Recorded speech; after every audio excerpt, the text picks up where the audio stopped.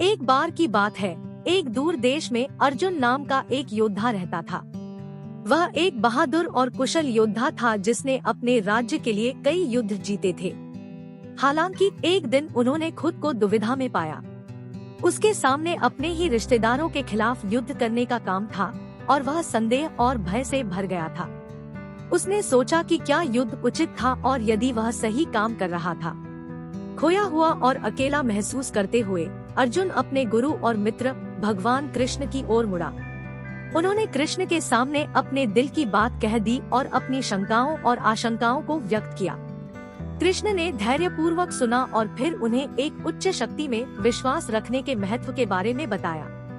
कृष्ण ने अर्जुन को याद दिलाया कि जीवन में सब कुछ एक कारण से होता है और हमें भगवान की योजना पर भरोसा करना चाहिए। उन्होंने अर्जुन को विश्वास रखने और एक योद्धा के रूप में अपने कर्तव्य का पालन करने के लिए प्रोत्साहित किया। ज्ञान के इन शब्दों के साथ कृष्ण ने अर्जुन को आगे की चुनौतियों का सामना करने की शक्ति और साहस दिया। अर्जुन ने कृष्ण की बातों को दिल से लगा लिया और नए जोश और दृढ़ संकल्प के साथ युद्ध में उतर गया। वह बहादुरी से लड़े और विजयी हुए, यह जानते हुए कि उन्होंने सही काम किया है। आधुनिक समय में हम भी चुनौतियों और कठिनाइयों का सामना करते हैं जो हमें खोया हुआ और अकेला महसूस कर सकती है। लेकिन अर्जुन की तरह हम भी एक उच्च शक्ति में विश्वास रखने में आराम पा सकते हैं। विश्वास हमें आशा और उद्देश्य की भावना देता है और यह हमें शक्ति और साहस के साथ जीवन की चुनौतियों का सामना करने में मदद करता है।